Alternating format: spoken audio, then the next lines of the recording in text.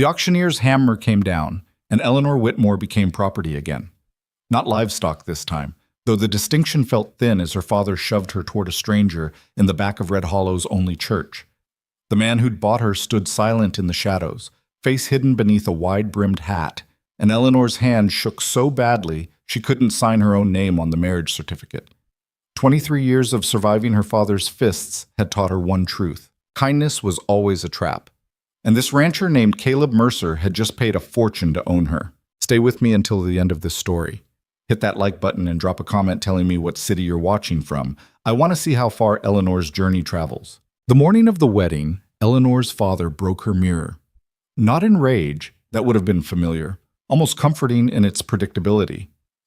Cyrus Whitmore simply walked into her bedroom at dawn, lifted the small hand mirror her mother had left her, and dropped it onto the floor. The glass exploded into fragments that caught the weak February light, scattering across the warped floorboards like ice. "Won't be needing that anymore," he said, not looking at her. "Vanity's a sin for women in your position." Eleanor didn't ask what position that was. She already knew. The position was desperate. The position was sold. The position was standing in a borrowed dress that smelled like mothballs and someone else's sweat, about to marry a man whose face she'd never clearly seen. She knelt and began picking up the glass pieces, and her father kicked them away from her reaching fingers. "Leave it. You're making us late." Late for what? The words came out sharper than she'd intended, and she immediately regretted them. Cyrus turned slowly. He was a big man, made bigger by years of using his size as a weapon. His hand twitched, old habit, but he didn't strike her. Not today. Today she was merchandise that needed to arrive undamaged. "For your wedding, girl," though I use that word loosely. He pulled a flask from his coat and took a long drink. "The Mercer boys already paid. Cash. More money than you're worth, truth be told, but he insisted on having you specifically. Don't know what fool notion got into his head." Eleanor's stomach turned. She'd heard the rumors, of course. Everyone in Red Hollow had been whispering for weeks about the mysterious rancher who'd ridden into town with saddlebags full of money, asking questions about the Whitmore family. About her. "I don't know him," she said quietly. "Don't need to know him. That's not how this works." Cyrus finished the flask and threw it onto her bed. "He owns a ranch up on Blackwood Ridge. Good land. Plenty of space for a man who wants privacy. Maybe he's got peculiar tastes. Maybe he needs a woman who won't ask questions. Either way, that's his problem now, not mine." The casual cruelty in his voice wasn't new, but it still landed like a fist. Eleanor had survived 23 years in this house by making herself small, quiet, forgettable. It hadn't been enough. Nothing was ever enough. "Get dressed," Cyrus said. "Reverend's waiting." The church wasn't actually a church anymore. The real church had burned down 6 years ago, and the town had never rebuilt it. Now they held services in what used to be a feed store, and the smell of old grain still clung to the walls. Eleanor stood in the doorway, trying to make her legs move forward, and failed. Inside, she could see the shape of her future husband. He stood near the front, back to the door, wearing a dark coat that looked new and expensive. Tall. That's all she could determine from this distance. Tall and absolutely still, like a tree that had grown roots through the floorboards. Around him, the people of Red Hollow had gathered like spectators at a hanging. Martha Chen from the general store, the Kowalski brothers who worked the lumber mill, Doc Brennan, who'd set Eleanor's wrist 3 times and never once asked how it broke. They weren't here to celebrate. They were here to witness, to confirm, to gossip about later.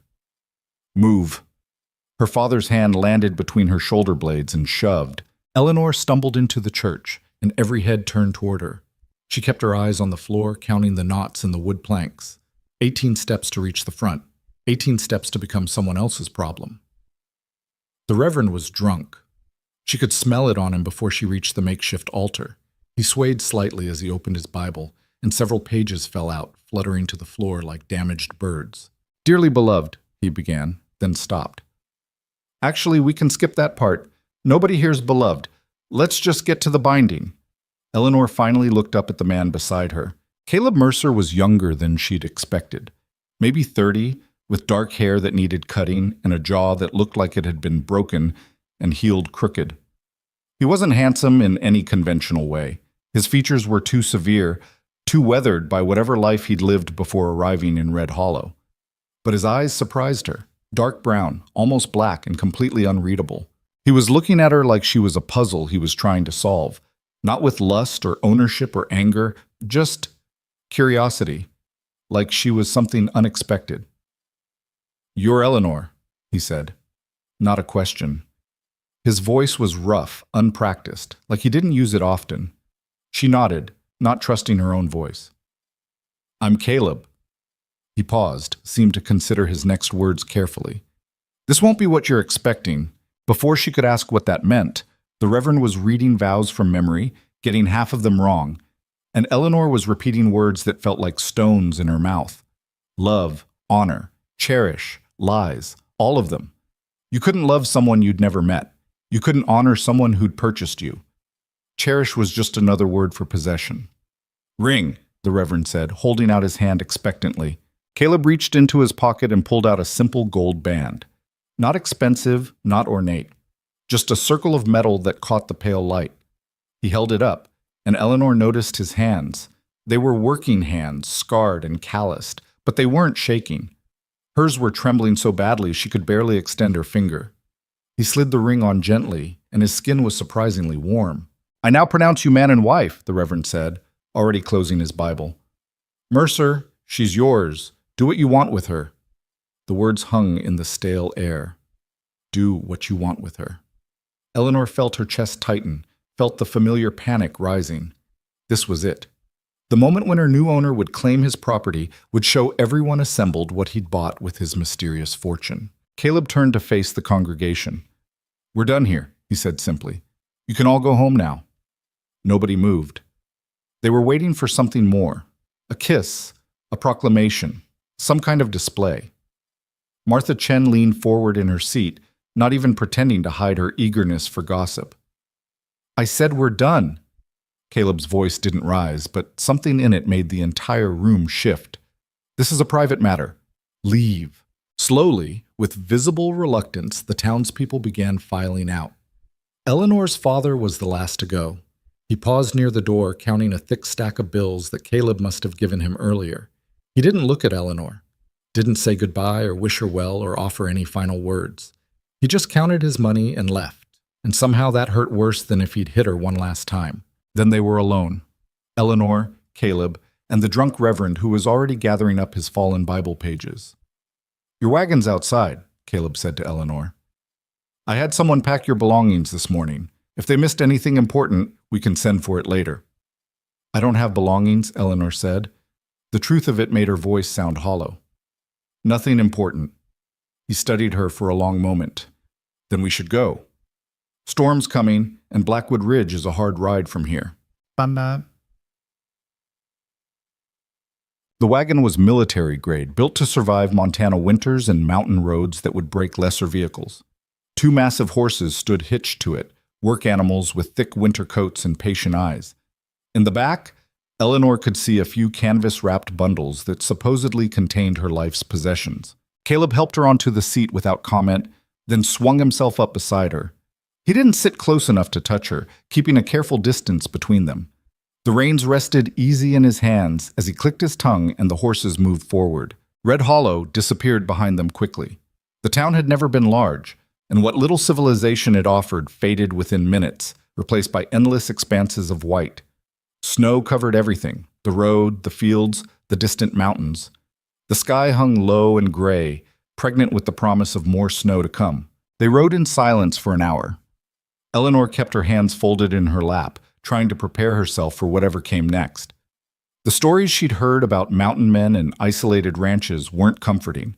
Women who disappeared into the wilderness and were never seen again. Wives who became prisoners in their own homes. She'd traded one cage for another, and this cage would be surrounded by miles of frozen nothing. "You're cold," Caleb said suddenly. "I'm fine." "You're shaking. Has been for the last 20 minutes. Without waiting for permission, he shrugged out of his heavy coat and held it toward her. "Take it." Eleanor stared at the coat like it might bite her. "You'll freeze." "I've got layers. You don't." He draped the coat over her shoulders before she could protest further. Not a debate. The coat was still warm from his body, and it smelled like wood smoke and pine. Eleanor pulled it tighter around her, hating how good it felt, hating that this small kindness was already making her suspicious.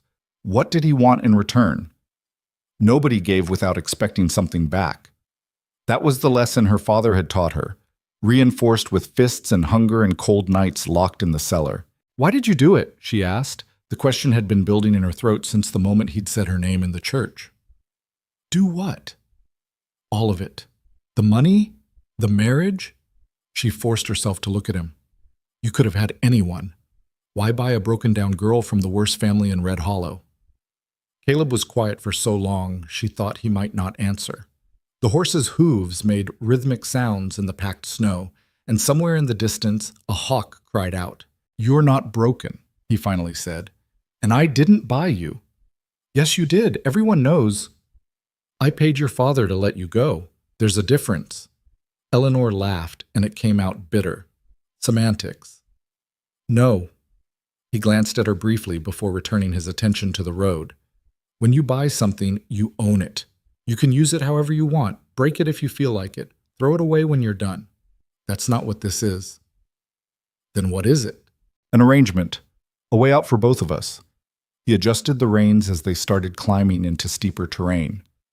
"Your father was never going to stop. Eventually, he was going to kill you or sell you to someone who would. I gave him enough money to drink himself to death in comfort, and you get a life that doesn't involve being afraid every time you hear footsteps." The words were matter-of-fact, devoid of pity or self-congratulation. Eleanor didn't know what to do with that. "And what do you get?" she asked. "Men don't spend fortunes out of charity." "A wife." The word came out flat, practical. "I'm 32 years old. I own good land and a working ranch. Society says I need a woman to make that respectable. So now I have one." "You could have found someone willing, someone who actually wanted to marry you." "Could I?" He raised an eyebrow. "How many women you know who want to live on an isolated mountain with a man who barely talks and has no social graces? The kind of woman who'd marry me for love or money doesn't exist, and the kind who'd marry me for desperation." He trailed off. "Well, I'd rather marry someone I can respect." Eleanor absorbed this. It made a sick kind of sense, but it still didn't explain the most important part. "Why me specifically? You asked for me by name. My father said you insisted." Caleb's jaw tightened almost imperceptibly. "We should save some conversations for later. It's a long winter, and we'll run out of things to talk about eventually." That was clearly all she'd get from him right now. Eleanor settled back into silence, pulling his coat tighter against the biting wind that had started to pick up. The sky was darkening faster than it should, and she realized with a jolt of fear that they were climbing higher into the mountains, away from anything resembling civilization. "How much farther?" she asked. "Shikin, another 2 hours if the weather holds, 4 if it doesn't." He studied the sky with the practiced eye of someone who'd learned to read Montana's moods. "Might get interesting." Interesting turned out to be an understatement. The snow started 20 minutes later, not gently, but in sudden sheets that turned the air white and erased the road ahead. Caleb kept the horses moving with steady confidence, but Eleanor could feel the wagon wheels sliding on ice beneath the accumulating powder. "There's a blanket behind the seat," Caleb said, raising his voice over the wind. "Wrap up in it. This is going to get worse before it gets better." Eleanor found the blanket, thick wool, scratchy but warm, and cocooned herself as best she could. The cold was becoming painful now, biting through layers and stealing feeling from her fingers and toes. She'd grown up poor in Montana, knew winter's cruelty intimately, but this was something else. This was mountain cold, wilderness cold, the kind that killed people who made mistakes. "Maybe we should stop," she said. "Wait it out."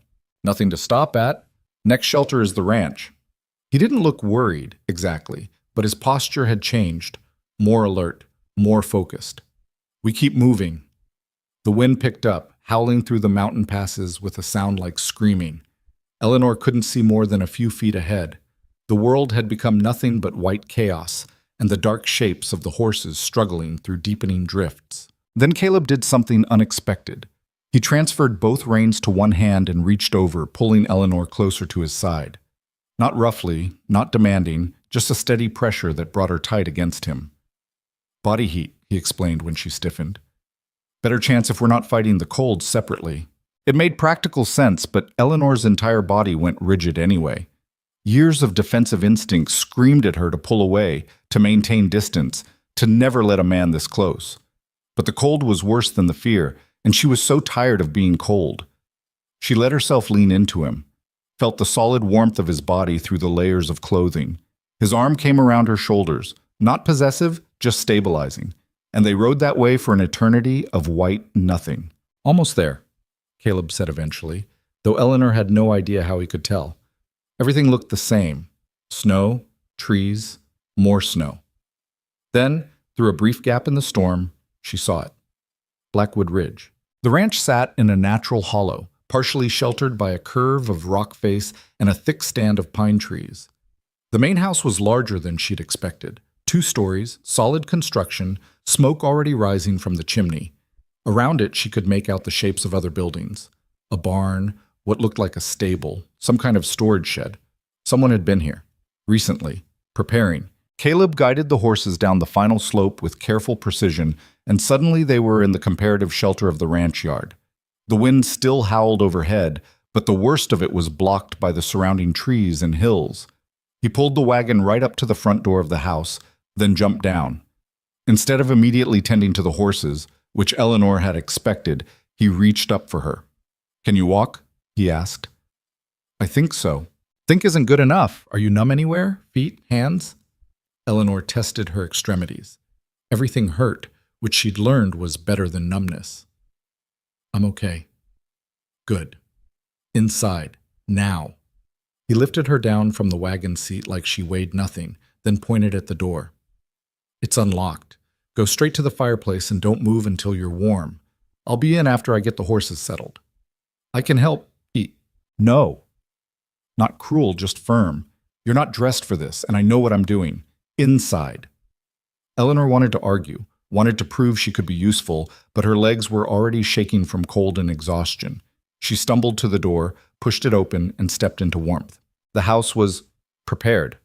That was the only word for it. A fire already blazed in a massive stone fireplace. Lamps were lit. The air smelled like pine and something cooking. Someone had left a pot of stew warming at the edge of the hearth. Furniture stood arranged and waiting. A solid table, chairs that looked handmade, a settee positioned near the fire's warmth. This wasn't a bachelor's neglected ranch house. This was a home ready for someone to live in, ready for her to live in. Eleanor moved to the fireplace on autopilot, shedding Caleb's wet coat and the soaked blanket. Her hands found the fire's warmth, and pain shot through her fingers as feeling returned. She stood there, shaking, trying to process what was happening. He'd prepared this. All of this. Before ever meeting her, before the wedding ceremony, Caleb Mercer had made sure this house would be warm and welcoming when his new wife arrived. That wasn't the behavior of a man who wanted property. That was the door opened, bringing a blast of cold air and snow. Caleb entered, dusting white from his shoulders and hair. He closed the door firmly behind him and stood for a moment, just looking at her. "You okay?" he asked. Eleanor nodded, not trusting her voice. He moved past her to the kitchen area, grabbed 2 tin cups, and ladled stew into both. He handed her one without ceremony. "Eat. You'll warm up faster with food inside you." The stew was good, venison and vegetables, properly seasoned. Eleanor ate mechanically, watching Caleb as he moved around the space with familiar ease. He added wood to the fire, checked something in a back room, returned to eat his own portion, standing by the stove. "There's a bedroom upstairs," he said finally. "I put fresh linens on the bed this morning. You can sleep there. I'll take the room down here." Eleanor's spoon paused halfway to her mouth. "Separate rooms? You need privacy, time to adjust." He rinsed his empty cup and set it aside. "This doesn't have to be I'm not going to force anything. You understand?" She didn't understand. Nothing about this made sense. Men who bought wives didn't give them private bedrooms. They didn't make sure the house was warm first, or sacrifice their own coats in snowstorms, or speak in careful, measured tones about not forcing things. "What do you want from me?" The question came out desperate. "Please just tell me. What's the price for all this?" Caleb turned to face her fully. In the firelight, his features looked harder, more defined. The crooked jaw, the scar through his left eyebrow, the eyes that held something she couldn't name. "I want you to survive," he said quietly. That's all. I want you to wake up tomorrow morning and not flinch when someone moves too quickly near you. He paused. Everything else can wait. There's no rush. We have time. Eleanor felt something crack open inside her chest. She wanted desperately to believe him, and that wanting terrified her more than anything else. I don't know how to do this, she whispered. Neither do I. A ghost of something that might have been a smile crossed his face. So we'll figure it out together. Badly, probably. But together. He showed her upstairs after that. The bedroom was simple but clean. A real bed with a thick mattress and quilts piled high. A dresser with a mirror, new, unbroken. A window that looked out over the snow-covered valley.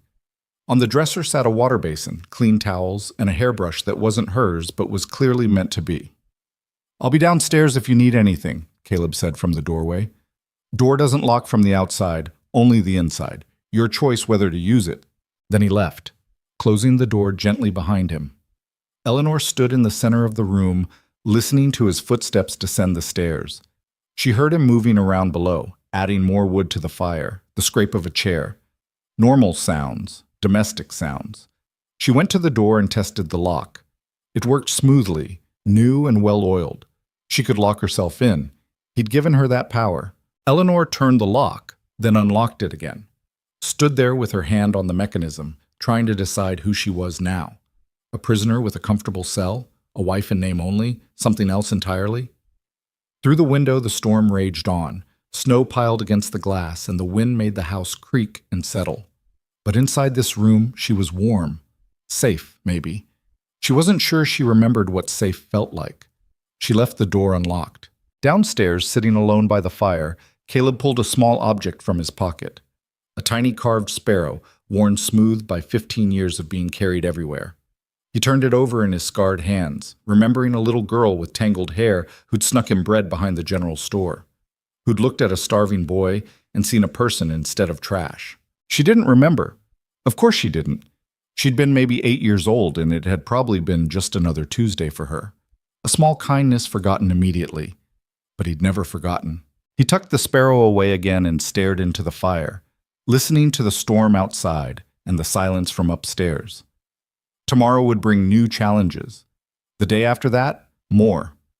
Winter on Blackwood Ridge wasn't gentle, and neither was learning to live with someone you'd married for all the wrong reasons. But tonight, Eleanor Whitmore, Eleanor Mercer now, he supposed, was sleeping in a warm bed in a house where no one would hurt her. That was enough. It had to be enough. The fire crackled. The wind howled. And somewhere in the darkness, a new life was beginning, whether either of them was ready for it or not. Eleanor woke to silence so complete it felt like drowning. For a moment, she didn't know where she was. The bed was too soft, the room too warm, the air too clean. Then memory crashed back. The wedding, the storm, the stranger downstairs who'd given her a locked door and walked away.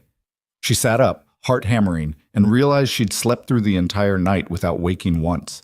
No footsteps, no shouting, no bracing herself for whatever violence the darkness might bring. The window showed pale dawn light filtering through clearing clouds.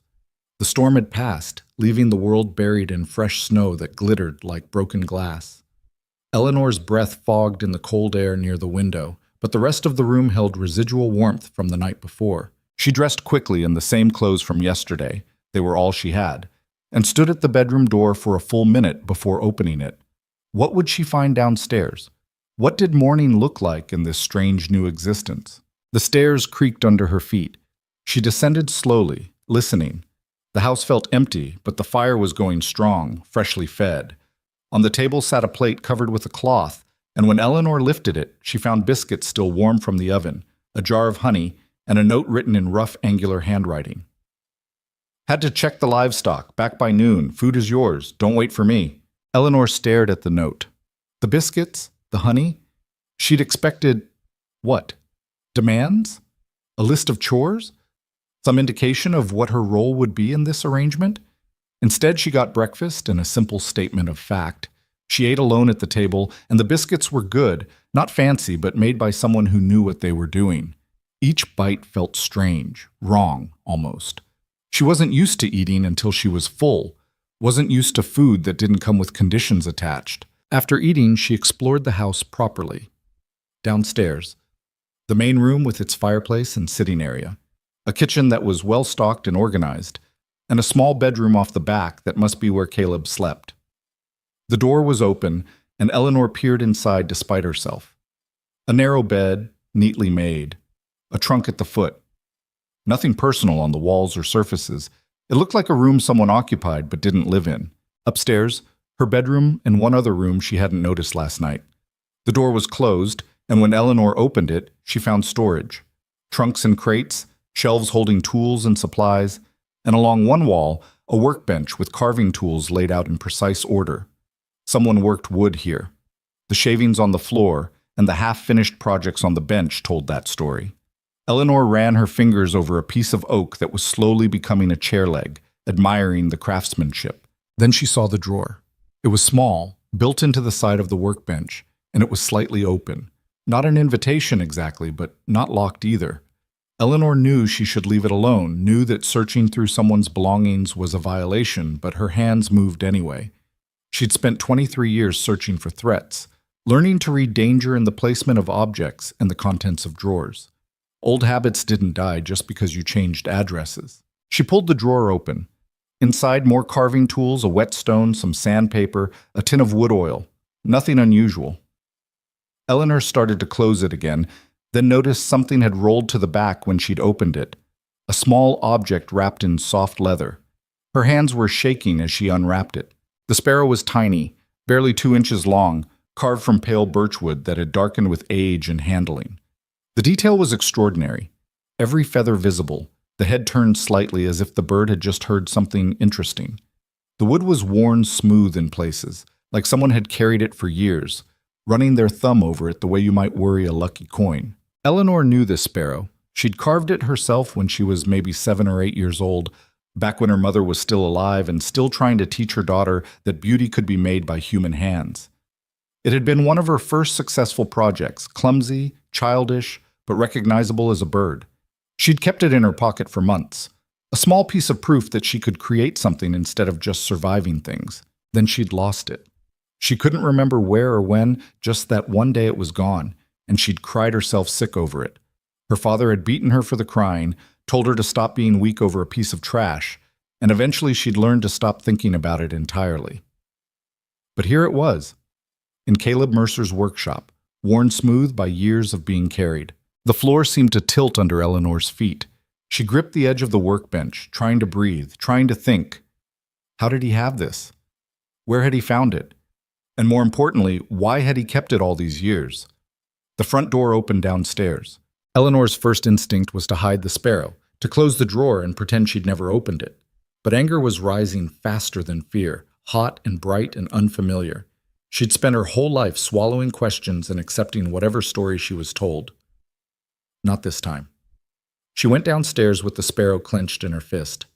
Caleb was stomping snow off his boots by the door. He looked up when he heard her footsteps, and whatever he saw in her face made him go still. "Where did you get this?" Eleanor held out the sparrow. Her voice came out harder than she'd intended, edged with something that might have been panic. Caleb's eyes dropped to the carving in her palm. Something shifted in his expression. Not quite fear, but a resignation that looked like he'd been expecting this conversation and dreading it in equal measure. "I found it," he said carefully, "a long time ago." "Don't." Eleanor's hand tightened around the sparrow until the edges bit into her skin. "Don't lie to me. Everyone lies to me. I'm tired of it. Where did you really get this?" He was quiet for a long moment, snow melting off his coat and pooling on the floor. Finally, he sighed and shrugged out of the wet layers, hanging them methodically on hooks by the door. Buying time, Eleanor realized, trying to figure out how to answer. "Sit down," he said eventually. "This is going to take a minute." "I don't want to sit down. I want the truth." "You'll get it, but I'm asking you to sit anyway." He moved past her to the fireplace, added wood without looking at her. "Please." The please did it. Eleanor sat, but kept the sparrow clutched in her hand like a weapon. Caleb settled into the chair across from her. He didn't meet her eyes, instead studying his own hands the way someone might study evidence of a crime. 15 years ago, he started, voice low. I was 12 years old and living in Red Hollow. Living is a generous word. Existing, maybe. My father had died the year before. Mining accident. And my mother couldn't keep us fed on what she made taking in laundry. I was too young for the mines, too small for the lumber mill. So I did what I could, stole mostly, begged when stealing didn't work. Eleanor's breath caught. She remembered something from that time, something vague and unformed at the edges of her memory. There was a boy, she said slowly, behind the general store. Skinny. He had a black eye. Caleb finally looked at her. That was me. The memory was coming back clearer now. She'd been maybe 8 years old, sneaking away from her mother's shopping to explore. She'd found the boy digging through the store's trash bins, looking for anything edible. When he'd noticed her watching, he'd tried to run, but he was too weak. He'd fallen, and she'd gone to help him up. You gave me bread, Caleb said. Half a loaf. Fresh from the bakery. You said your mother had bought too much, and you weren't hungry anyway. A muscle worked in his jaw. That was a lie. I could see how thin you were. You needed that bread as much as I did. I don't remember that part, Eleanor whispered. You wouldn't. You just handed it over like it was nothing, like I was a person instead of trash. He leaned back in his chair, and for a moment he looked exhausted. Then you pulled this out of your pocket, said you'd made it yourself, and it was pretty good for a first try. You showed me the place where you'd carved too deep and had to sand it smooth. You were proud of it. Then why did I give it to you? You didn't. Not on purpose. Caleb's hand moved like he wanted to touch the sparrow, but stopped himself. You set it down on the crate beside you while you were explaining how carving worked. Someone called your name, your mother, I think, and you ran off. You forgot it. I picked it up, meaning to give it back, but you were already gone. Eleanor was shaking her head. That doesn't explain why you still have it, why you kept it all these years. Because it was the only time in my life someone treated me like I mattered. The words came out flat, factual. Everyone else in Red Hollow looked at me like I was a stray dog that might bite. But you saw a hungry kid and gave him food without asking questions. You talked to me about wood carving like we were equals, like I deserved to know things. I was 8 years old. I didn't know any better. Exactly. Caleb met her eyes again. You didn't know you were supposed to treat me like garbage, so you didn't. That kind of instinct. That's not something you learn. It's just who you are. Eleanor felt like the floor was falling away beneath her. So what? You tracked me down 15 years later because I was nice to you once? That's insane. I didn't track you down. I came back to Red Hollow because my mother died last year and left me some money. Enough to buy land and start over. He shifted in his chair. I wasn't planning to stay. Was just settling her affairs. Then I saw you in town. And you looked like someone had been breaking you piece by piece for years. His voice went rough.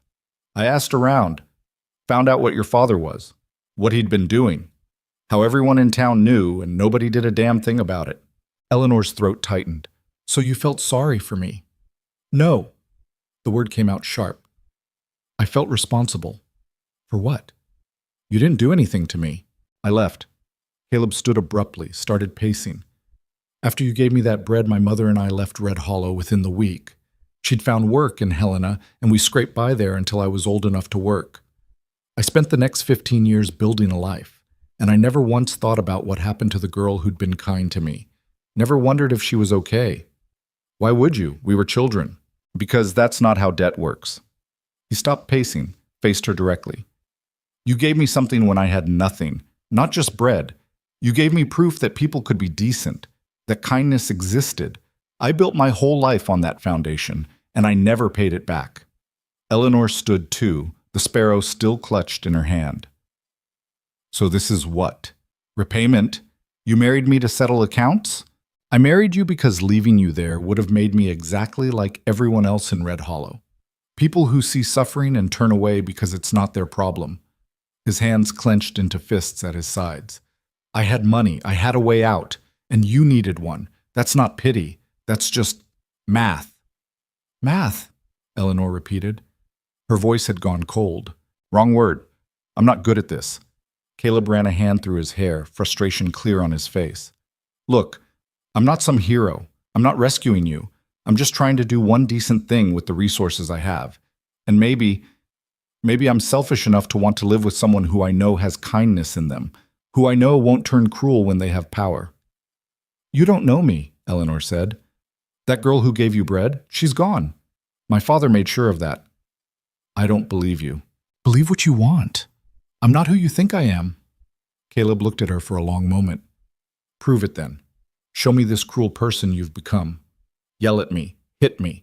Do something that demonstrates all that kindness got beaten out of you. Eleanor raised her hand, the sparrow still in it, and for a second she genuinely considered throwing it at him, or maybe throwing something heavier. The anger felt good, felt powerful in a way she wasn't used to, but she couldn't do it. Even furious, even feeling manipulated and lied to and reduced to someone's debt repayment, she couldn't hurt him. She lowered her hand, hating him a little for being right. You should have told me, she said quietly, before the wedding. I deserved to know why. You're right. I was a coward. He didn't make excuses, didn't try to explain it away. I thought if you knew, you'd see it as pity, or you'd refuse, and I needed you to say yes. Why? Because I've been alone for a long time and I'm tired of it.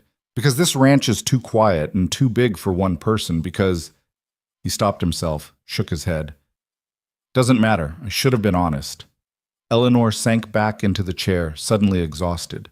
The anger was draining away, leaving something complicated and uncertain in its place. She opened her hand and looked at the sparrow again. So much weight for such a small object. Did you make me the ring? She asked. The one from yesterday? Yes. Were you going to tell me, ever? Eventually, when you were ready. Caleb moved to the window, putting distance between them. Or maybe I was just going to keep it to myself. I haven't decided. They sat in silence for a while. Outside, the sun was climbing higher, turning the snowfield into something almost blinding. Eleanor tried to sort through what she was feeling and found it too tangled to name. Anger, yes, but also something else, something that felt dangerously like gratitude, which made her angrier. I don't know how to do this, she finally said. I don't know how to be around someone who wants things from me, even if those things are supposedly good things. Then we're in the same boat. I don't know how to live with another person. Haven't done it since my mother died. Caleb turned from the window. But maybe that's okay. Maybe we can both be bad at this together and figure it out as we go. What if I can't be what you need me to be? What if that kind girl from 15 years ago really is gone? Then we'll deal with that when it happens. He crossed back to his chair, sat down heavily.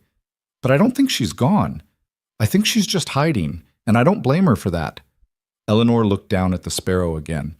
The wood was warm from being held, the grain beautiful even after all these years. Her 8-year-old self had been proud of this, had thought making something beautiful mattered.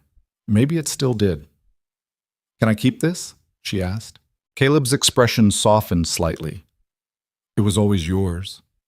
She slipped the sparrow into her pocket, feeling its small weight settle there. It didn't fix anything, didn't erase the lies by omission or the complicated mess of obligation and debt and whatever the hell this marriage actually was, but it was something solid, something real. I need time, Eleanor said, to think about all this, to figure out what it means. Take all the time you need. I've got work to do anyway. Caleb stood, moved toward the door. There's stew left from last night if you get hungry. And he paused, hand on his coat. If you want to leave, if this is too much, I'll take you anywhere you want to go. I meant what I said. You're not trapped here. Where would I go? I don't know. Somewhere else. Somewhere that isn't your father's house or this ranch. He pulled on his coat.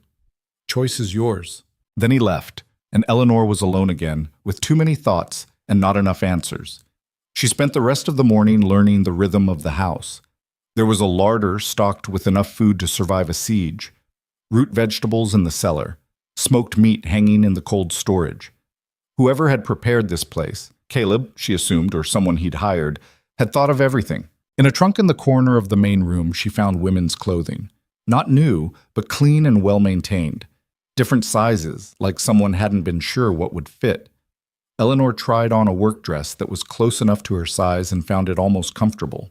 Strange to wear clothes that didn't have her father's approval or disapproval already attached to them. She was examining a coat that looked like it would fit when she heard the horses. Multiple horses. Moving fast. Eleanor's stomach dropped. She moved to the window and saw 3 riders coming up the ridge road, pushing their mounts hard through the snow. She recognized the lead rider's shape, the way he sat his horse like he owned the animal and everything else in sight. Her father. The fear was instant and overwhelming, a physical thing that closed her throat and made her hands shake. He'd come for her, to drag her back, to punish her for whatever imagined slight he'd invented, to prove that she could never really escape him. Eleanor looked around frantically for somewhere to hide, then forced herself to stop. She wasn't a child anymore.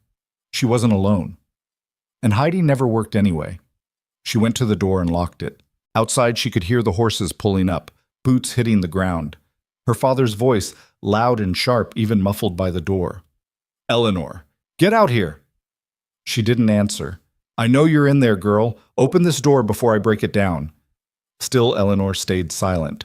Her hand found the sparrow in her pocket, gripped it tight. "This is your last chance.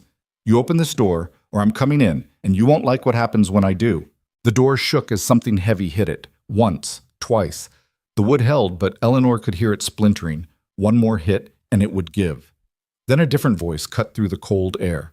Calm, level, absolutely furious. "Step away from my house, Caleb." Eleanor moved to the window and saw him approaching from the barn, carrying an axe like he'd been splitting wood. The other two riders were just men from town. The Kowalski brothers, she thought, though she couldn't be sure from this distance. They looked uncomfortable, like they'd been dragged along for this and were regretting it. Her father turned to face Caleb, and even through the window, Eleanor could see his sneer. "Your house. Your wife. You think buying her makes her yours? I think you're trespassing. I think you need to leave. Now." "Not without what's mine." Cyrus took a step toward Caleb.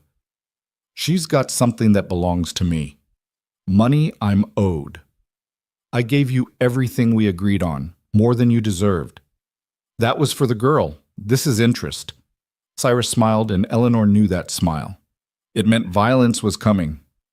"Way I see it, she's been living comfortable up here while I'm still working to support myself. She owes me." "She owes you nothing. That's not your decision to make." Caleb shifted his grip on the axe. "Actually, it is. This is my land. You're not welcome here. Leave." "Or what? You'll use that axe?" Cyrus laughed. "You don't have the spine for it, boy. I can see it in you. You're soft. You spent good money on damaged goods, and now you're too proud to admit it." Something in Caleb's posture changed. The axe came up slightly, not quite a threat, but moving in that direction. "Last chance. Get on your horses and go. Make me." What happened next happened fast. Cyrus lunged forward, reaching for the axe. Caleb sidestepped and brought the flat of the blade around hard, catching Cyrus in the ribs. Not the sharp edge. He could have killed him, but chose not to. Just enough force to drive the air from his lungs and send him stumbling back. The Kowalski brothers moved like they might intervene, but Caleb swung toward them, and they froze. "Stay out of this," Caleb said. "This isn't your fight." Cyrus was on his hands and knees in the snow, gasping. When he looked up, his face was twisted with rage. "You'll regret that." "I regret a lot of things. This won't be one of them." Caleb didn't lower the axe. "You touch my wife, you threaten my property, you come to my home making demands. That ends now. You're done here. Done with her. You sold any claim you had, so take your money and disappear." "She's my daughter. She's my wife, and she's under my protection." Caleb's voice dropped lower, more dangerous. "You come back here again. I won't use the flat of the blade. We clear?" Cyrus struggled to his feet, still wheezing. For a moment, Eleanor thought he might try again, might push this to real violence. Then something shifted in his expression. Not fear exactly, more like calculation. He'd lost this round, but he was already planning the next one. "This isn't over," he said. "Yes, it is." Cyrus spat blood into the snow, then limped toward his horse. The Kowalski brothers helped him mount up, both of them carefully not looking at Caleb or the house. Then they rode out, slower than they'd arrived, and Eleanor watched until they disappeared over the ridge. Only then did she unlock the door. Caleb turned at the sound, and their eyes met across the yard. He looked shaken, Eleanor realized. His hands were trembling slightly on the axe handle, and his breathing was too fast. Not calm at all, just good at pretending. "Are you okay?" he called. Eleanor nodded, not trusting her voice. He crossed to the woodpile and set the axe down carefully, like he didn't trust himself to hold it anymore. Then he just stood there, back to her, shoulders tight. "I'm sorry," he said finally. "I told you that you'd be safe here. That was supposed to mean something." "It does." Eleanor stepped out into the snow, barefoot and stupid, but needing him to hear this. "You stood between me and him. Nobody's ever done that before. I should have handled it better. You did fine." She was closer now, close enough to see the tension in his jaw, the way his fists kept clenching and unclenching. "Better than fine." Caleb turned to look at her, and his expression was complicated. Angry and protective and something else she couldn't quite name. "He'll come back. Men like him always do." "I know. Next time might be worse." "I know that too." Eleanor pulled the sparrow from her pocket and held it up so it caught the light. "But I'm not running anymore, and I'm not hiding. Whatever comes next, I'll face it." "We'll face it," Caleb corrected quietly. "That was the deal, remember? We're bad at this together." Eleanor felt something shift in her chest. Not trust, not yet. Trust took time, but maybe the beginning of something that could become trust if they didn't break it first. "Come inside," she said. You're freezing." They went in together, and Eleanor locked the door behind them. The fire was burning low, so Caleb rebuilt it while Eleanor made coffee with hands that only shook a little. They sat in silence, drinking the bitter brew, while outside the mountain stood guard, and the snow kept everything quiet. That night, Eleanor left her bedroom door unlocked again. And downstairs, Caleb carved deep into the night, trying to work the violence out of his system one wood shaving at a time. The sparrow sat on the workbench between them, returned and reclaimed and somehow more meaningful now than before. Neither of them slept much, but for the first time in years, Eleanor wasn't sleeping alone in fear. She was awake in company, and that made all the difference. The second storm hit 3 days later, and this one had teeth. Eleanor woke to complete darkness, and a sound like the mountain was tearing itself apart. Wind screamed through gaps in the house she hadn't known existed, and when she pressed her hand against the bedroom wall, she could feel the whole structure shuddering. She dressed fast, fumbling in the dark, and made her way downstairs. Caleb was already up, moving through the house with a lamp, checking windows and reinforcing shutters. He looked up when she appeared, and she saw something like relief cross his face. "Bad?" she asked. "Getting there." He handed her the lamp. "Hold this." She watched him work, watched the efficient way he moved from task to task. Towels stuffed under doors, extra wood brought in from the covered pile on the porch, the larger furniture pushed away from the outer walls. He'd done this before, she realized, survived storms that wanted to kill you. "What can I do?" Eleanor asked. "Check the larder. Make sure we've got enough food in the house for a few days. If this keeps up, we won't be able to get to the storage shed." Eleanor did as instructed, taking inventory of what they had. Enough, probably, if they were careful. She hauled it all into the main room anyway, stacking tins and sacks within easy reach of the kitchen. By the time dawn should have broken, the world outside was a solid wall of white. Eleanor couldn't see the barn anymore, couldn't see anything beyond the porch. The wind was constant now, a pressure that made her ears ache. "How long?" she asked. Caleb was building up the fire, coaxing it higher. "Could be a day. Could be a week. Montana blizzards don't follow schedules." "A week." Eleanor felt something cold settle in her stomach that had nothing to do with the temperature. A week trapped in this house with a man she barely knew, unable to escape even if she wanted to. "We'll be fine," Caleb said, like he could read her thoughts. "Plenty of food, plenty of wood. The house is solid. We just have to wait it out." But waiting turned out to be harder than either of them expected. The first day wasn't terrible. They stayed busy. Caleb maintained the fire and checked the house's integrity every few hours, while Eleanor cooked and kept the living space organized. They spoke when necessary, simple exchanges about practical matters. The livestock were secure in the barn with enough feed. The well was close enough to reach if they were desperate. Everything was under control. The second day, the isolation started to press in. The storm showed no signs of weakening, and the constant noise wore on Eleanor's nerves. She found herself jumping at sounds, her old instincts reading threat in every creak and groan. Caleb seemed fine at first, but she noticed he was carving more. working the wood with sharp, aggressive movements that sent shavings flying. By the third day, they were getting in each other's way. Caleb had been standing near the kitchen for the last 10 minutes, not doing anything, just watching her work. I'm not hovering. I'm standing. Well, stand somewhere else. You're in my light.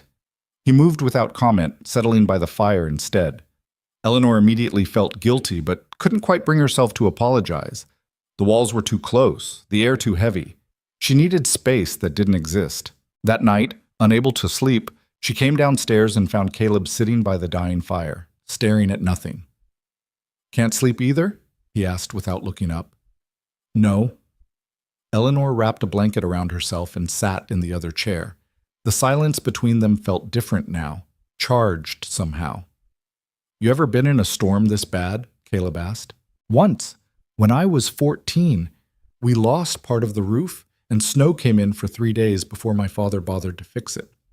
The memory made her voice go flat. "I slept in the corner where it was driest and waited for it to end." Caleb was quiet for a moment. "How'd you survive him? All those years?" Eleanor wasn't sure how to answer that. "I got good at being invisible. Good at knowing when to speak and when to disappear. Good at taking hits in places that wouldn't show." She pulled the blanket tighter, and I told myself that someday it would end. Either he'd die or I would, and either way, I'd be free. That's a hell of a way to live. It was the only way I had. She looked at him across the firelight. "What about you? You said your father died. What was he like?" "Decent enough when he was sober, mean when he wasn't." Caleb picked up a stick from the woodpile and started peeling bark off it with his thumbnail. "Worked himself to death in the mines trying to provide for us. Didn't even get a body to bury. Cave-in took 6 men, and they never recovered any of them." "I'm sorry." "Don't be. He made his choices." The bark came off in long strips. "My mother, though, she tried. Worked until her hands bled trying to keep us fed. Took in laundry, took in sewing, took in anything that would pay. And I watched her get smaller every year, like the work was eating her alive." "Is that why you left Red Hollow?" "To save her. To save both of us. Helena had more opportunities, more work. She got a job in a hotel kitchen, and I started working the docks as soon as I was big enough to pass for older." He tossed the stripped stick into the fire. "We made it work, barely. But we were together, and nobody was starving." Eleanor wanted to ask what had happened to his mother, how she'd died, but the set of Caleb's shoulders suggested that topic was closed. Instead, she asked something that had been bothering her since the day he'd told her about the sparrow. "When you saw me in Red Hollow, did you recognize me right away?" "No. You'd changed too much. It wasn't until I heard your name that I made the connection." He finally looked at her. "And even then, I wasn't sure. The girl I remembered was lighter somehow, like she still believed good things could happen. That girl died a long time ago. Maybe. Or maybe she's just buried." Caleb leaned forward, elbows on his knees. "Can I ask you something?" "Depends on what it is." "That day behind the general store, when you gave me the bread. Why'd you do it?" Eleanor had to think back, trying to remember through the fog of years. "I don't know. You looked hungry. I had food. It seemed simple. But you were hungry too. I could see it. I was always hungry. One more day wouldn't kill me." She shrugged. "And you looked like you needed it more." "That's what I mean, though. Most people, they see someone worse off than them, and it makes them feel better about their own situation. You saw it and gave away what little you had." "Don't make me into something I'm not," Eleanor said quietly. "I'm not kind. I'm not good. I survive by being small and quiet and not making waves. That's not virtue. That's just cowardice." "I disagree." "Of course you do. You've built this whole story in your head about who I am, the kind girl who saved you, but that's not real. I'm not your redemption or your second chance or whatever you think this is." Caleb was quiet for a long time.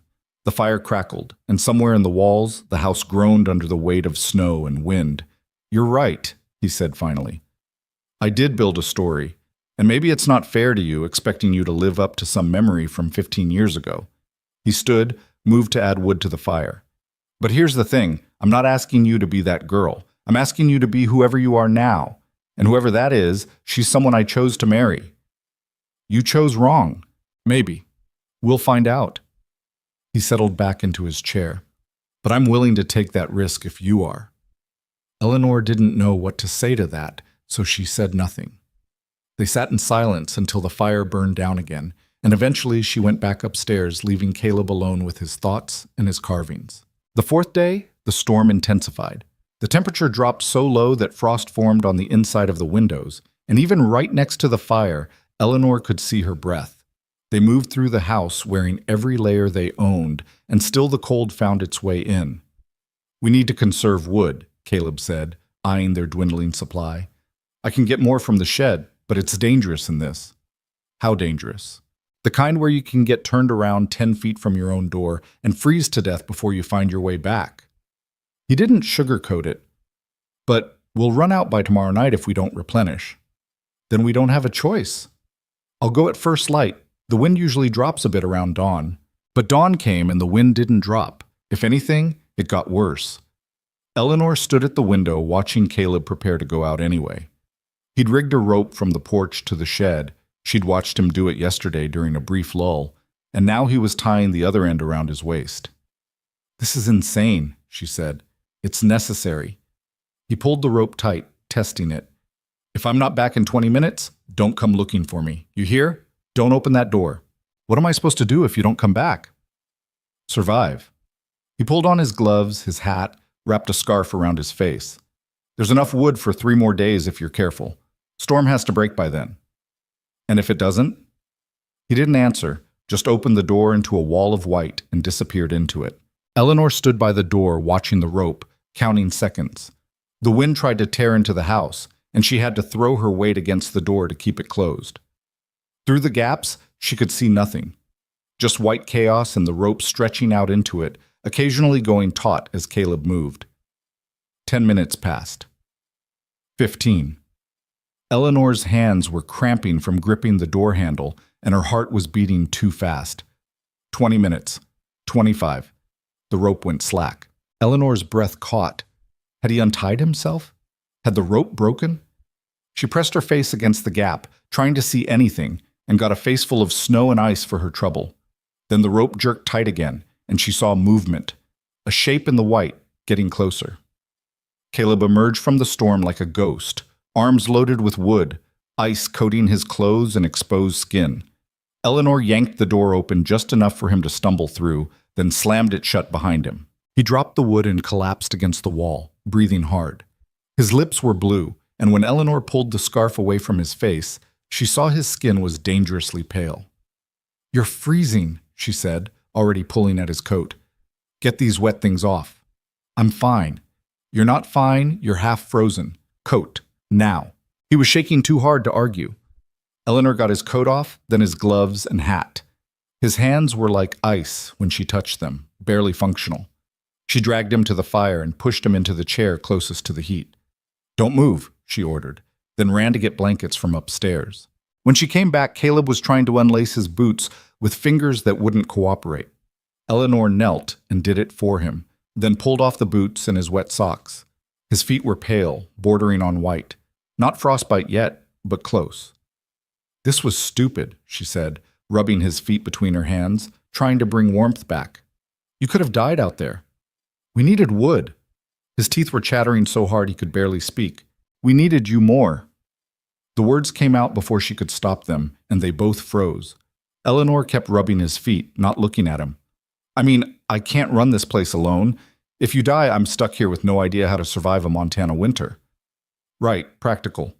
Something in his voice suggested he knew that wasn't the whole truth, but he didn't push it. She got him wrapped in blankets and made him drink hot coffee until he stopped shaking. His color came back slowly, the dangerous pallor fading to something closer to normal. Eleanor sat across from him, watching for signs of frostbite, telling herself this was just pragmatic concern. "Thank you," Caleb said eventually, "for pulling me in, for warming me up. Don't thank me for basic human decency. Most people wouldn't have bothered." "I'm not most people." Eleanor stood, suddenly uncomfortable with the intimacy of the moment. "I'm going to make something hot to eat. You should rest." But she could feel his eyes on her as she moved around the kitchen, and her hands weren't quite steady as she worked. The storm continued. Day 5 bled into day 6, and the isolation was changing something between them. They were talking more now, filling the silence with pieces of their pasts. Caleb told her about Helena, about working on the docks, about the fight that had broken his jaw and left it crooked. Eleanor found herself sharing things she'd never told anyone, about her mother's death, about the different ways her father had found to make her feel small. "He used to lock me in the cellar," she said one night. They were sitting by the fire again, neither able to sleep. Not for punishment exactly, just when he wanted me out of the way, sometimes for hours, sometimes for days. Caleb's jaw tightened. "How old were you?" "It started when I was 9, after my mother died. He said I reminded him of her, and it made him angry." Eleanor stared into the flames. "I learned to stay very still down there, very quiet. There were rats, and if you moved too much, they'd come close." Jesus. The word came out quiet, pained. "Don't." Eleanor looked at him. "Don't feel sorry for me. I don't want that. It's not pity, it's anger. At him, at everyone who knew and did nothing." "Everyone knows and does nothing. That's how the world works." "It shouldn't be." "But it is." Eleanor pulled her knees up to her chest. "You can't save everyone, Caleb. You can't fix everything that's broken. I'm not trying to fix everything, just one thing. Just you. I'm not a project. I know that." He shifted in his chair, firelight catching the sharp angles of his face. "But maybe we can fix each other, or at least keep each other from breaking any further." Eleanor didn't have an answer for that. They sat in silence until the fire burned low again, and this time when she stood to go upstairs, Caleb stood too. "Wait," he said. "There's something else I need to tell you." Eleanor's stomach tightened. "What?" "The marriage. The money I paid your father."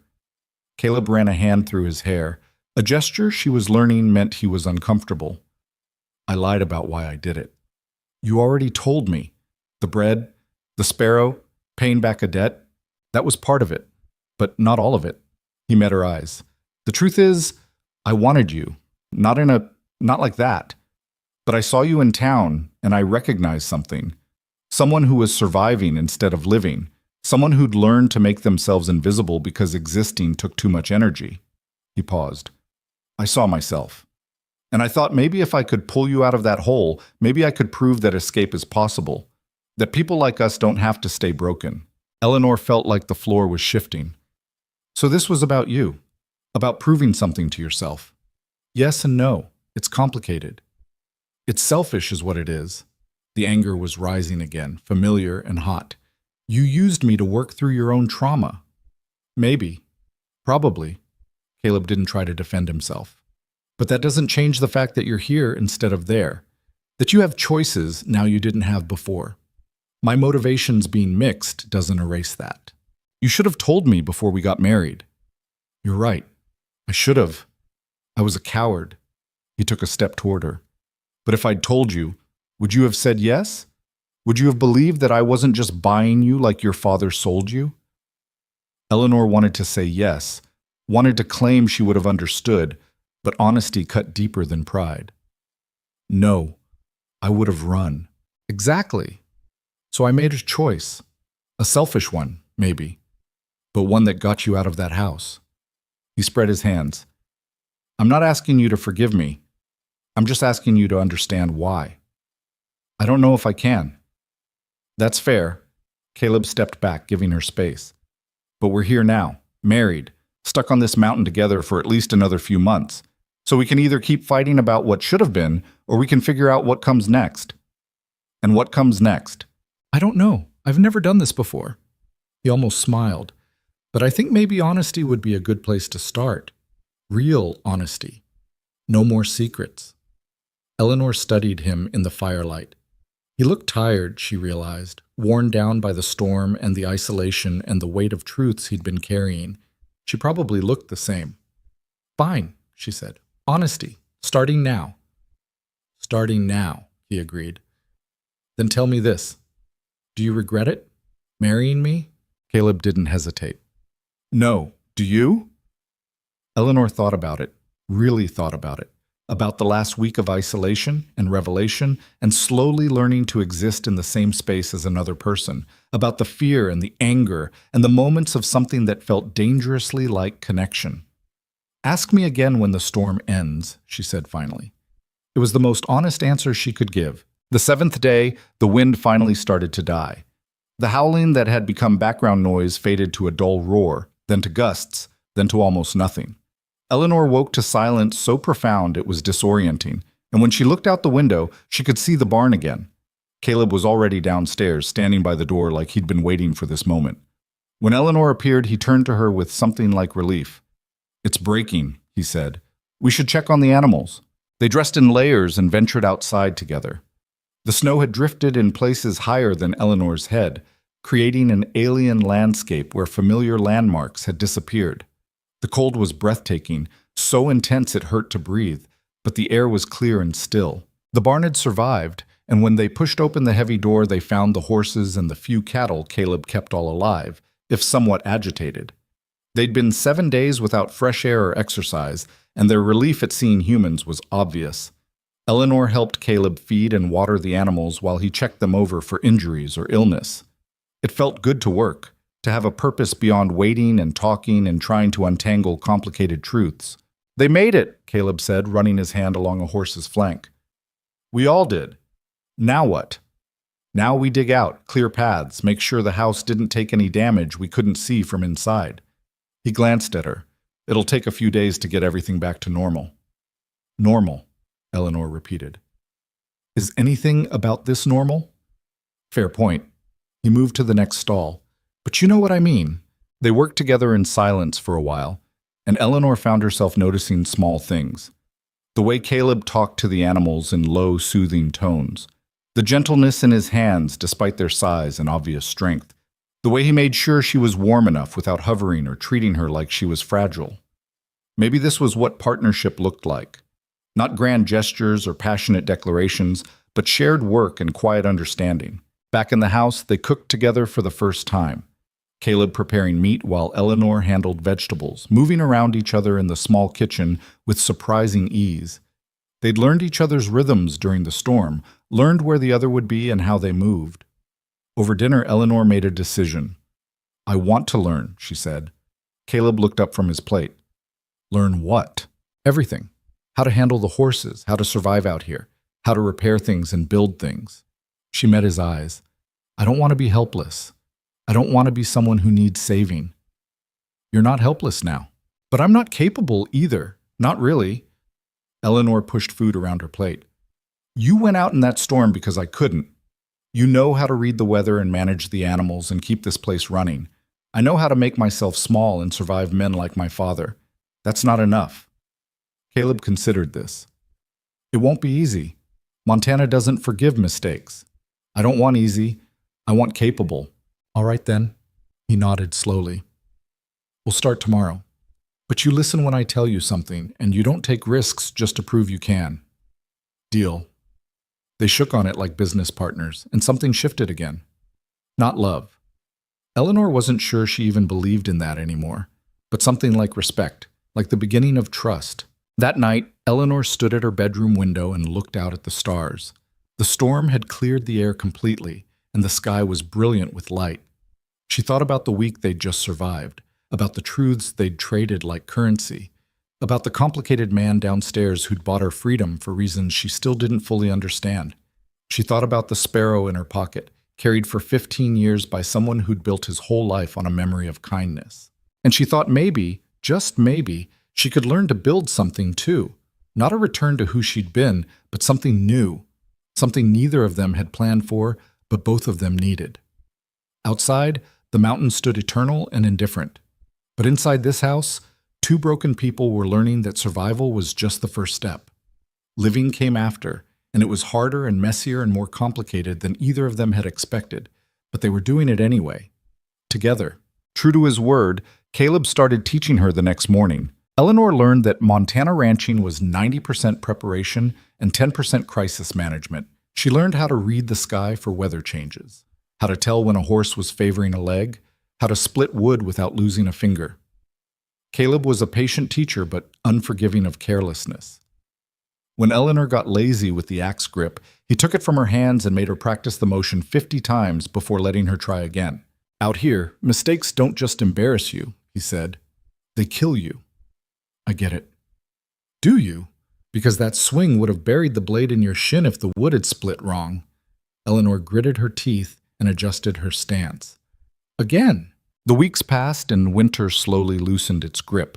The days grew fractionally longer, the sun climbed fractionally higher, and the snow began the long process of melting into mud. Eleanor's hands developed calluses in new places. Her back ached from work she'd never done before. She fell into bed exhausted every night and woke up sore every morning. She'd never felt more alive. Caleb watched her progress with what might have been approval, though he rarely said anything. When she successfully repaired a section of fence, he just nodded and moved on to the next task. When she managed to calm a spooked horse using the techniques he'd shown her, he grunted something that could have been praise. But Eleanor noticed the small things, the way he started giving her more responsibility, the way he stopped hovering when she worked with the tools, the way he poured her coffee in the morning without asking if she wanted it, just knowing she did. They were learning each other's patterns, settling into something that felt almost like partnership.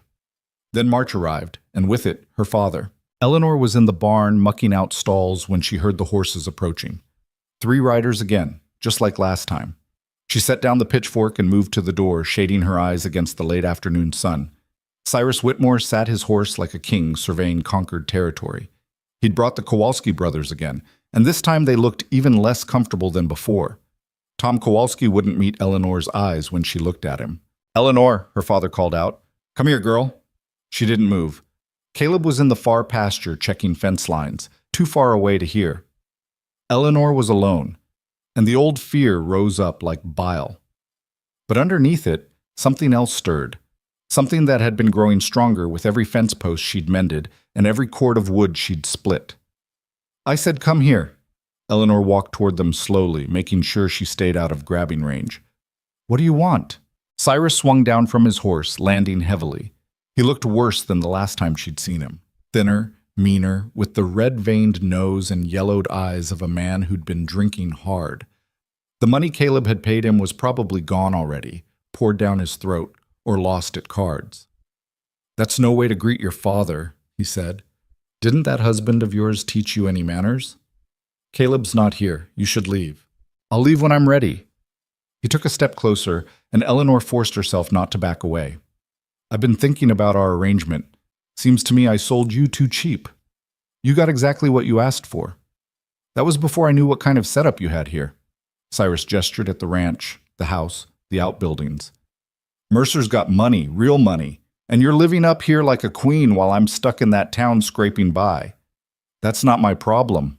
His hand shot out fast, grabbing her arm before she could dodge. The grip was familiar, tight enough to bruise, positioned to hurt. Eleanor's body tried to fold into old defensive patterns, but she caught herself. "Let go of me," she said. Her voice shook, but she didn't look away. "You owe me," Cyrus hissed, pulling her closer. "I raised you, fed you, kept a roof over your head. And this is how you repay me? Running off to play house with some mountain man? You sold me, remember? You took the money and signed the papers. I don't owe you anything." "The hell you don't." His other hand came up, and Eleanor saw the blow coming. She'd seen it 1,000 times before, knew exactly how it would land, how much it would hurt, but this time she moved. Eleanor twisted out of his grip, using momentum and surprise instead of strength. The move wasn't pretty. Caleb had taught her basic defensive techniques, but she was still learning, but it worked. Cyrus stumbled, off balance, and Eleanor put distance between them. "Don't touch me," she said. The shaking in her voice was anger now, not fear. "Don't ever touch me again." Cyrus recovered, his face darkening. "You little—" "There a problem here?" Caleb's voice cut through the tension like a knife. He was walking up from the pasture, moving with deceptive casualness. But Eleanor could see the tension in his shoulders, the way his hands hung loose and ready at his sides. "No problem," Cyrus said, trying for reasonable and missing by a mile.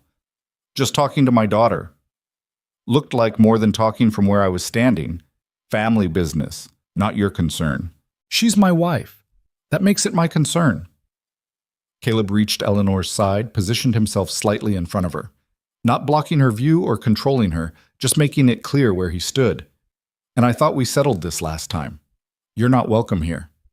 Things change. I'm willing to negotiate. There's nothing to negotiate. Cyrus pulled a folded paper from his coat. You sure about that? Because I've been talking to some people. Lawyers. Turns out that marriage certificate has some interesting problems. You didn't post banns, didn't wait the proper time, rushed the whole thing through like you had something to hide. Eleanor felt cold wash through her. What are you saying? I'm saying the marriage might not be legal, which means Eleanor's still my daughter, still my responsibility. Cyrus smiled, and it was the ugliest thing Eleanor had ever seen. And I'm willing to fix it. For a price. How much? Caleb's voice had gone flat. More than you paid before. Call it inflation. Cyrus refolded the paper, tucked it away. $5,000, and I'll make the problem disappear. I'll sign whatever you want, say whatever you need. Eleanor can stay here, legal and proper. And if I don't pay, then I file a complaint with the territorial court. Get the marriage annulled. Take Eleanor back where she belongs. His eyes found Eleanor's, and the threat in them was crystal clear. You really want to come home, girl? Because I've got a lot of lost time to make up for. Eleanor's hands were fists at her sides. She could feel herself splitting, part of her wanting to run, to hide, to make herself small and invisible like she'd learned to do. But another part, the part that had been growing stronger these past weeks, was done running. No, she said. Cyrus blinked. What? I said no. I'm not going anywhere with you. I don't care what some lawyer says or what papers you think you have.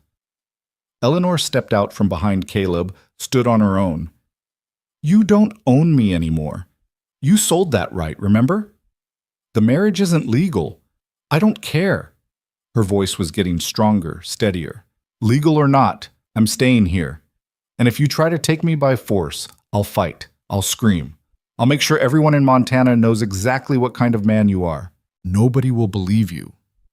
Maybe. Maybe not. Eleanor felt Caleb's presence at her back, solid and supporting, but not interfering. But I'll make sure they hear me, every detail, every scar, every night you locked me in that cellar. I'll tell it all, and I'll keep telling it until someone listens. Cyrus's face went dark red. You ungrateful little... She told you no, Caleb said quietly. Time to leave. I'm not leaving without... Yes, you are. Caleb moved to Eleanor's side, and when he spoke again, his voice carried an edge that made even the Kowalski brothers shift uneasily. You can ride out of here on your horse, or I can drag you out and tie you across it. Your choice. For a long moment, nobody moved. The wind picked up, carrying the smell of melting snow and mud. Somewhere in the distance, a crow called out. Then Tom Kowalski cleared his throat. Cyrus, maybe we should... Shut up! Cyrus was staring at Eleanor, and she could see him recalculating, trying to find a new angle. This isn't over. You hear me, girl? This isn't close to over. Yes, it is. Eleanor was surprised by how calm she sounded. You're done. With me, with this ranch, with whatever scheme you thought would work. You sold me. You took the money, and now I'm choosing to stay sold. You don't get to choose. I do now. She took a step forward, and incredibly, her father took a step back. I've spent 23 years afraid of you. 23 years making myself small so you'd leave me alone. But I'm done with that. You want to fight me in court? Fine. I'll tell the judge everything. You want to drag me back to Red Hollow? I'll burn your house down before I let you lock me in that cellar again. The words were coming faster now, years of suppressed rage finally finding voice. You're a drunk and a coward and a bully. You beat your wife until she died just to get away from you. You beat your daughter because it made you feel big. And now you're trying to extort money from the one person who ever treated me like a human being. Eleanor's voice cracked, but she didn't stop. So no, you don't get to negotiate, you don't get to threaten, you don't get anything from me ever again. Now get off our land before I get the shotgun and help you leave. The silence that followed was absolute. Cyrus looked like he'd been struck. The Kowalski brothers were staring at Eleanor like they'd never seen her before, and maybe they hadn't. Maybe nobody in Red Hollow had ever really seen her. Finally, Cyrus mounted his horse. His movements were jerky, angry, but underneath Eleanor could see something else. Fear, maybe. Or the realization that his grip had finally broken. You'll regret this, he said. I regret a lot of things, Eleanor replied, but this won't be one of them. He rode off without another word, the Kowalski brothers trailing behind him. They disappeared over the ridge, and Eleanor stood watching until they were completely gone. Then her legs gave out. Caleb caught her before she hit the ground, easing her down to sit in the mud. Eleanor was shaking so hard her teeth chattered, adrenaline and fear and something that might have been triumph all crashing through her at once. "I told him no," she said. It came out like a prayer, like a revelation. "I actually told him no." "You did." Caleb crouched beside her, not touching but close. "You were incredible. I thought I was going to throw up. But you didn't. You stood there and faced him down." He was smiling slightly, something like pride in his expression. That took courage. It took stupidity. What if he really does have lawyers? What if the marriage isn't legal? "Then we'll figure it out. We'll get remarried properly if we have to. We'll do whatever it takes." Caleb offered her his hand. "But he doesn't control you anymore. That's what matters." Eleanor took his hand and let him pull her to her feet. Her legs were still shaky, but they held. She looked at the ridge where her father had disappeared, half expecting him to come thundering back. But there was nothing, just empty space and melting snow and the promise of spring. "Do you think he'll actually try to annul it?" she asked. "Maybe. Probably not." Caleb brushed mud off her sleeve. "Men like him operate on bluster and intimidation. Once that stops working, they usually fold. And if he doesn't fold, then we fight, in court if necessary, but we fight together." He met her eyes. "You're not alone in this anymore, Eleanor. You understand? Whatever comes, we handle it together." Something in Eleanor's chest cracked open. Not breaking, the opposite of breaking, like something that had been locked tight was finally opening, letting light in. "I need to learn to shoot," she said suddenly. Caleb blinked. "What?" "The shotgun, the rifle. Whatever we have, I need to learn." Eleanor was still shaking, but her voice was steady. "I can't just threaten to use them. I need to actually know how." "All right." He nodded slowly. "We'll start tomorrow. And I need to know the legal stuff. What papers we have, what we might need. I need to understand how this all works so he can't use it against me. We'll go through everything. I'll show you all of it. And I want—" Eleanor stopped, not sure how to articulate it. "I want to stop being afraid. I'm tired of jumping at sounds, tired of expecting every kindness to have a price, tired of waiting for the other shoe to drop." "That's going to take time," Caleb said gently. "You can't just decide not to be afraid and have it happen." "I know, but I can practice. I can keep choosing not to hide." She looked at him, really looked at him. "You've been patient with me, more patient than I deserved. You deserve better than you got, from everyone." He started walking toward the house, and Eleanor fell into step beside him. "But you're doing the work now. That's what matters." They walked in silence for a bit, and Eleanor realized something had shifted, not just in how she saw herself, but in how she saw him. Caleb wasn't her savior or her owner or her debt holder. He was just a man trying to build a life out of broken pieces, same as her. They were both damaged, both trying, both failing sometimes and succeeding others. That night, Eleanor didn't go upstairs right away.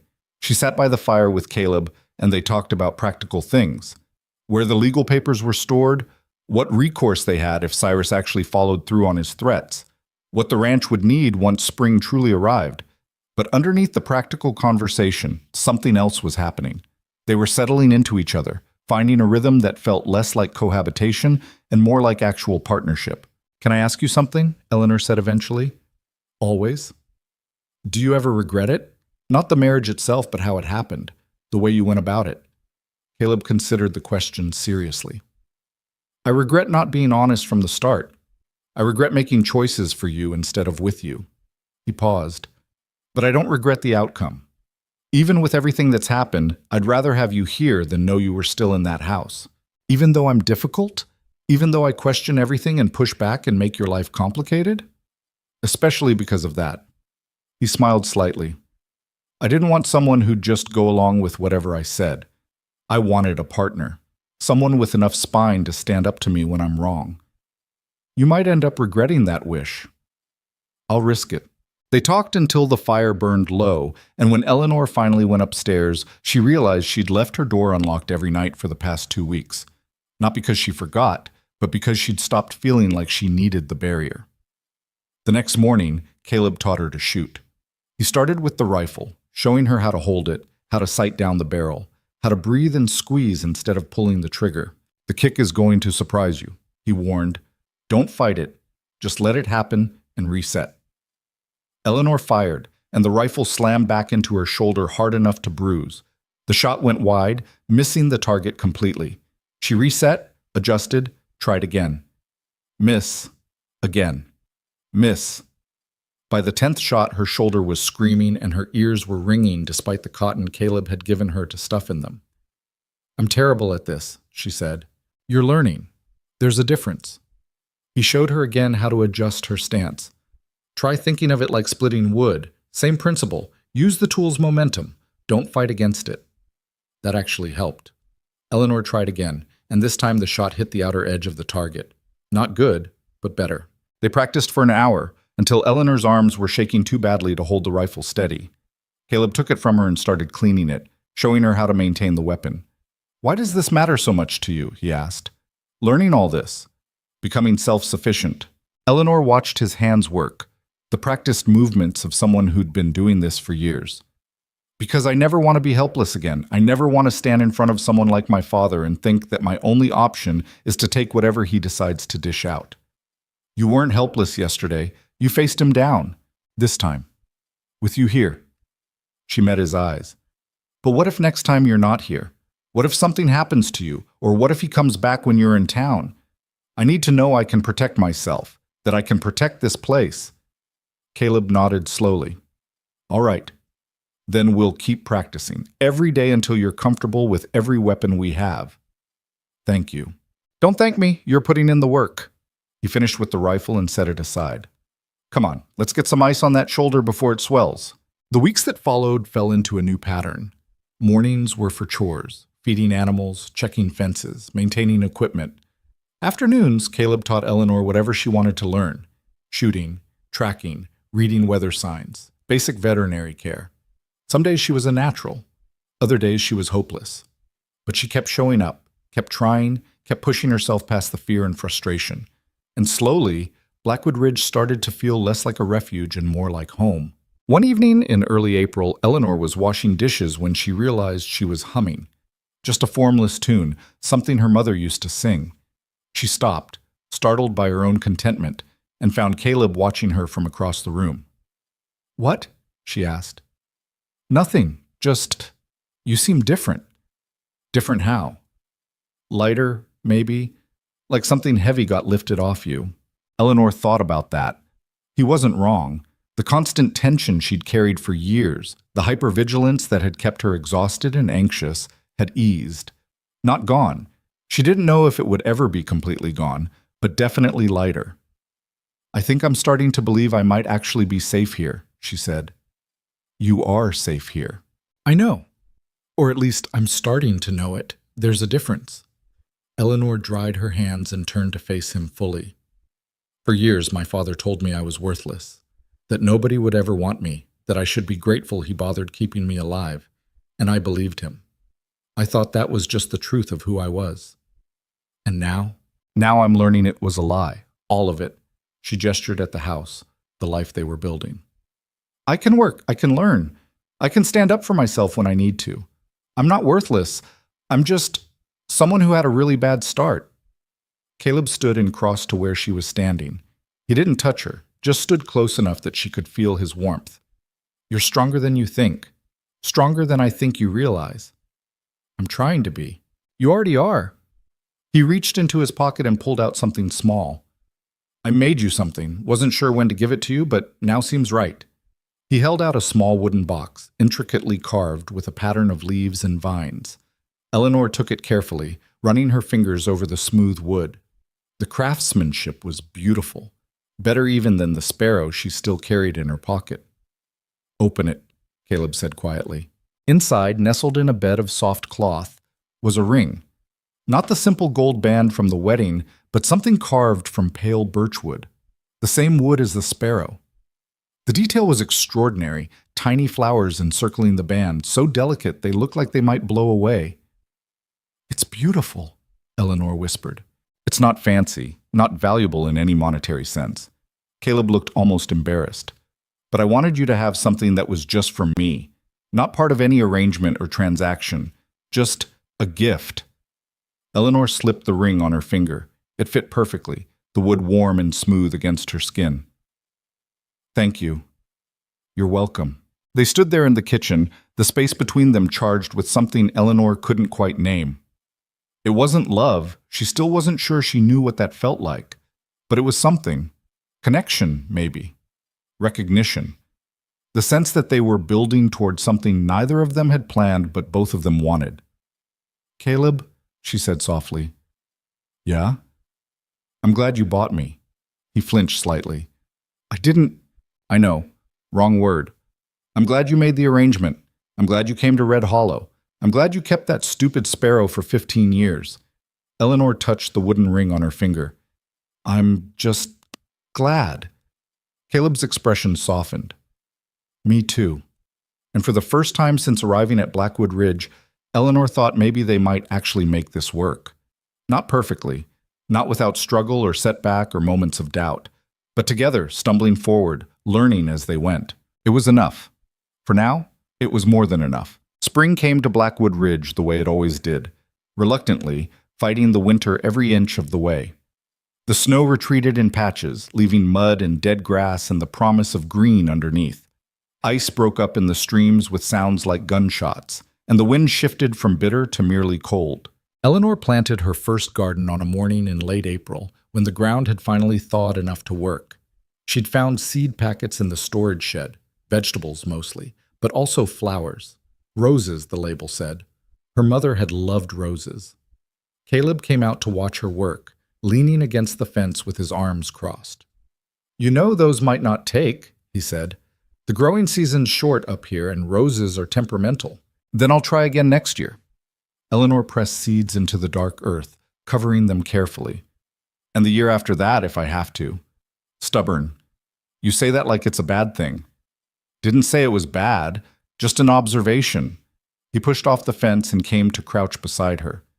Here, you're planting them too shallow. Deeper, like this. They worked together in comfortable silence, and Eleanor marveled at how normal this felt. How ordinary. Two people planting a garden, planning for a future they'd both still be alive to see. 6 months ago, she couldn't have imagined this. What are you thinking about? Caleb asked, noticing her expression. How different everything is. How different I am. You're not that different, just less afraid. That's a pretty big difference. Eleanor sat back on her heels, studying the neat rows they'd made. Sometimes I barely recognize myself. The person I was in Red Hollow feels like someone else entirely. Maybe she was. Maybe this is who you would have been all along if you'd had the chance. Eleanor considered that. Or maybe we're always multiple people. The person we are, the person we were, the person we could become. And we get to choose which one we want to be. That's almost philosophical. Don't sound so surprised. I can think deep thoughts.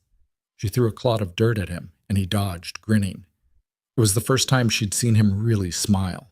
Not a slight quirk of the lips, but an actual smile that reached his eyes and made him look years younger. Eleanor felt something shift in her chest, something warm and terrifying and impossible to name. They finished planting as the sun climbed higher, turning the remaining snow to water and the water to steam rising off the ground.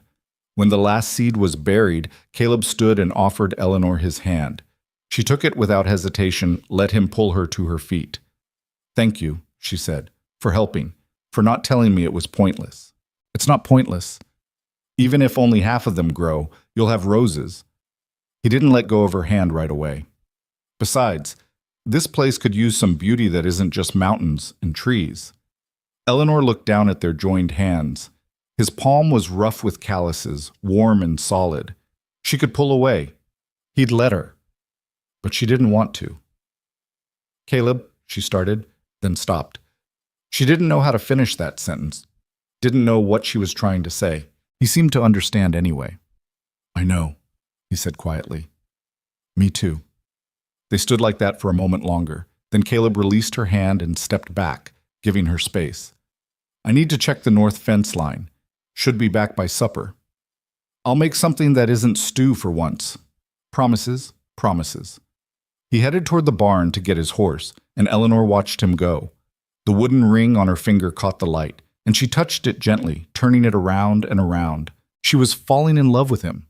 The realization should have terrified her, but instead it felt like something inevitable, like water finding its level or seasons changing. It had been happening slowly, in moments she hadn't been paying attention to, in the way he made coffee exactly how she liked it without asking, in the patience he showed teaching her things she should have learned years ago, in the quiet strength he offered without demanding anything in return. But love was complicated when it grew from the soil of transaction and necessity. How could she be sure what she felt was real and not just gratitude, not just the desperate attachment of someone who'd been starving for kindness? Eleanor went inside and started preparing dinner, trying to sort through her tangled feelings. She was peeling potatoes when she heard horses again, but these weren't coming from the direction Caleb had gone. These were coming from the ridge road, her hand stilled on the knife. Not again. Please, not again. But when she looked out the window, it wasn't her father. It was a single rider, older, wearing clothes that marked him as someone from town. As he got closer, Eleanor recognized Doc Brennan, the man who'd set her broken bones and never asked questions. She met him at the door, anxiety crawling up her spine. "Doc? Is everything all right?" He dismounted stiffly, moving like a man whose joints hurt. "Eleanor, I need to speak with you. And your husband, if he's here." "He's out checking fence. Should be back soon." She stepped aside. "Come in. I'll make coffee." Doc Brennan settled at the table with a heavy sigh. He looked older than Eleanor remembered, more worn down. When she brought him coffee, his hand shook slightly, taking the cup. "I probably should have come sooner," he said, "but I'm a coward, and I convinced myself it wasn't my business." "What wasn't your business?" "Your father, what he did to you, what everyone in town knew he was doing and chose to ignore." Doc Brennan met her eyes, and there was shame in his. "I set your bones, Eleanor. 3 times I set that wrist, twice your ribs, once your collarbone. And every time you told me you fell, and every time I wrote it down in my records like it was the truth." Eleanor sat down across from him. "Why are you telling me this now?" "Because he's dead." The world seemed to tilt. Eleanor gripped the edge of the table, trying to process those words. "What?" 3 days ago. Found him in his house. Looks like he'd been drinking heavy, fell down the stairs, broke his neck. Doc Brennan took a long drink of his coffee. Quick, at least. He didn't suffer. Eleanor didn't know what she felt. Relief, maybe. Or numbness. Or something too complicated to name. "Why come all the way up here to tell me?" "Because he left a letter. Addressed to you." Doc pulled an envelope from his coat. "I probably shouldn't be delivering it, but the territorial marshal asked me to since I was the one who found him. Said it was the least I could do after all the times I failed you."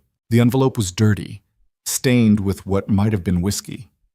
Eleanor's name was scrawled across it in her father's handwriting, aggressive, barely legible. She took it with hands that wanted to shake but wouldn't let themselves. "There's more," Doc said. "The house is yours now. He didn't have anyone else, no other family. It's all going to you, the house, what little money he had left, everything. I don't want it. That's your choice to make. But the law says it's yours." Doc stood slowly. "I'll leave you to read that in private. And Eleanor, I'm sorry for not doing more, for not being braver. I'm just sorry." He left before she could respond, riding back down the mountain and leaving Eleanor alone with her dead father's final words. She stared at the envelope for a long time. Part of her wanted to burn it unread, to deny him even this last attempt at communication. But another part, the part that had spent 6 months learning to face difficult things instead of hiding from them, needed to know. Eleanor opened the envelope. The letter was short, written in a hand that shook badly. Drunk when he wrote it, probably. "Eleanor, I was a bad father. I know that. Your mother would be ashamed of what I became. I tried to break you because I couldn't fix myself. You deserved better. The house is yours. Do what you want with it. Burn it down for all I care. I don't expect forgiveness. Just wanted you to know I knew what I was. Cyrus." No apology, no plea for understanding, just a bitter acknowledgement of facts they both already knew. Eleanor read it twice, then folded it carefully and set it on the table.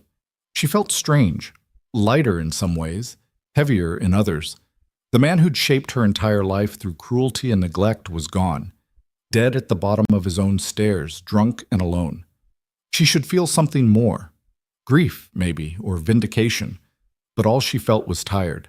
Caleb found her still sitting at the table an hour later, the letter in front of her. He took in the scene, Doc Brennan's cup still on the table, Eleanor's pale face, and went very still. What happened? My father's dead. The words came out flat. Fell down the stairs drunk. Broke his neck. Caleb pulled out a chair and sat. He didn't touch her, didn't offer empty platitudes, just sat and waited for her to continue. He left me a letter. And the house. Everything he had, which isn't much. Eleanor pushed the letter toward Caleb. You can read it if you want. He read quickly, his expression unchanging. When he finished, he set the letter down and looked at her. How do you feel? I don't know. Empty, maybe? Eleanor tried to articulate it. I spent so many years afraid of him. And then I spent months being angry at him. And now he's just gone. And I don't know what to do with all that fear and anger when there's no target for it anymore. You don't have to do anything with it. Not right now. People are supposed to grieve their parents, aren't they? Even bad ones? There's no supposed to. You feel what you feel. Caleb reached across the table and Eleanor met him halfway, their fingers intertwining. Or don't feel anything if that's what's happening. There's no right way to handle this. Eleanor looked down at their joined hands. The house. I should sell it, right? I don't need it, and the money could be useful here. Up to you. We're doing fine without it. But we could do better. We could expand the herd, fix up the barn properly, maybe even hire help during busy seasons.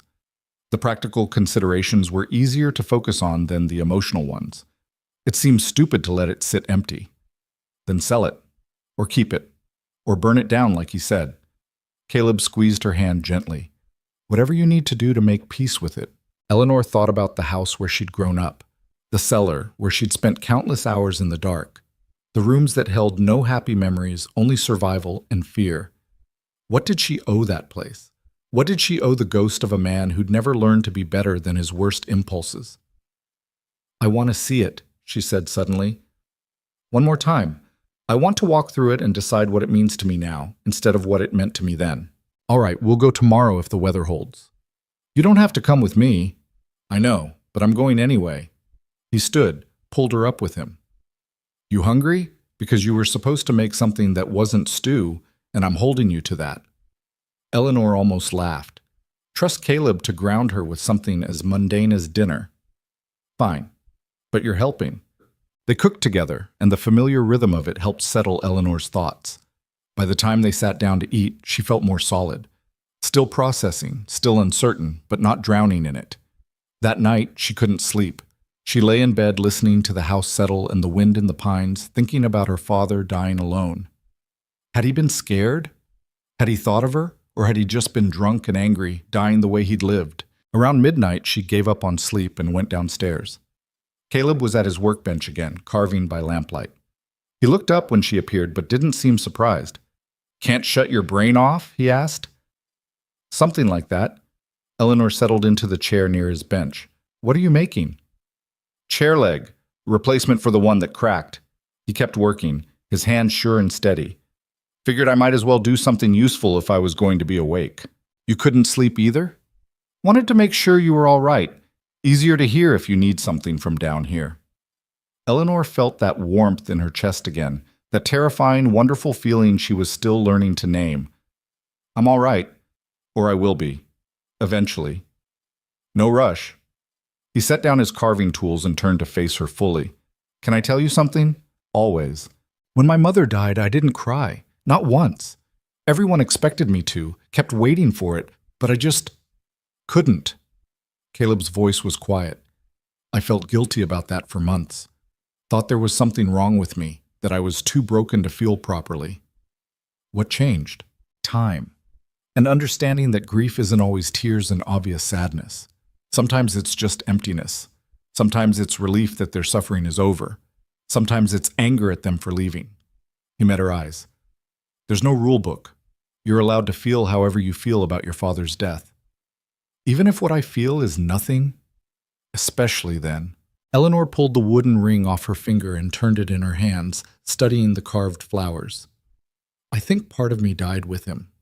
The part that was still that scared little girl waiting for his approval. And I don't know who I am without that fear shaping me. You're whoever you choose to be. That's the whole point of freedom. You get to decide. What if I make the wrong choice? Then you'll make a different one tomorrow. Caleb stood and crossed to where she sat. He knelt in front of her chair, not quite touching, but close enough that she could feel his presence. Eleanor, you're not going to get it all right. Nobody does. But you're not alone in figuring it out anymore. That's what this is. What we are. Two people stumbling forward and catching each other when we fall. Eleanor reached out and touched his face, tracing the line of his crooked jaw. He held very still, letting her explore. I'm falling in love with you, she said. The words felt like jumping off a cliff. And it terrifies me because I don't know if what I feel is real or just gratitude or dependence or it's real. Caleb's voice was rough. And I've been in love with you since the day you stood up to your father and told him you'd burn down his house before you'd go back. That's a weird moment to fall in love with someone. Yeah, well, I'm a weird person. He smiled slightly. But it's the truth. You were fierce and brave and completely done with being afraid. And I thought, that's the woman I married. That's the person I want to build a life with. Eleanor leaned forward and kissed him. It was awkward and uncertain and perfect. When they broke apart, both of them were breathing hard. I don't know how to do this, Eleanor whispered. The romance part, the intimacy. I don't know how to be someone's wife in that way. Then we'll learn together, slowly, at whatever pace you need. Caleb's hand came up to cup her face. No rush, no expectations, just us figuring it out. Promise? Promise. They stayed like that for a while, foreheads touching, breathing the same air. Then Eleanor took his hand and led him to the couch by the fire. They curled up together, her head on his shoulder, his arm around her. Not doing anything more than existing in the same space, learning the shape and warmth of each other. Eventually, they both fell asleep that way, and when Eleanor woke in the early dawn light, still wrapped in Caleb's arms, she felt something she'd never felt before. Safe. Wanted. Home. They rode to Red Hollow 2 days later, taking the wagon in case Eleanor decided to bring anything back. The town looked the same as always, small, rough, unforgiving. People stared as they passed, and Eleanor could see the questions in their eyes. The girl who'd been sold to the mountain man was back. The house looked smaller than Eleanor remembered, shabbier. The roof was missing shingles, and the porch sagged dangerously. She sat in the wagon for a long moment, just looking at it. You don't have to go in, Caleb said quietly. Yes, I do. Eleanor climbed down. I need to see it one more time.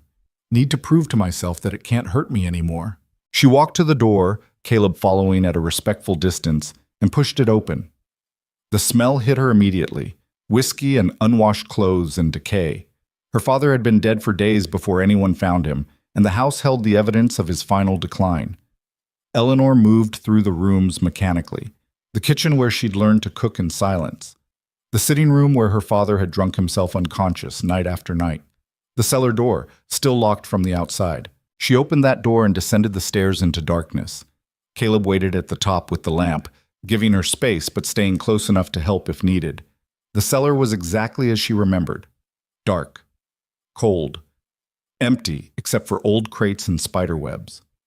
Eleanor stood in the center of it, breathing in the musty air, and waited for the fear to come. It didn't. This was just a room, just a space built into the earth to store vegetables and keep things cool. It had no power except what she gave it, and she was done giving it power. Eleanor? Caleb's voice drifted down. You all right? Yeah. She climbed back up into the light. I'm done here. They went through the rest of the house quickly. There was nothing worth keeping, no mementos of her mother, no objects with sentimental value. Everything that had mattered had been destroyed or sold years ago. Just furniture too broken to use and clothes that smelled like failure. In her father's room, Eleanor found a small lockbox under the bed. Inside was more money than she expected, maybe $1,000, and a stack of papers. Deeds, receipts, a few old letters.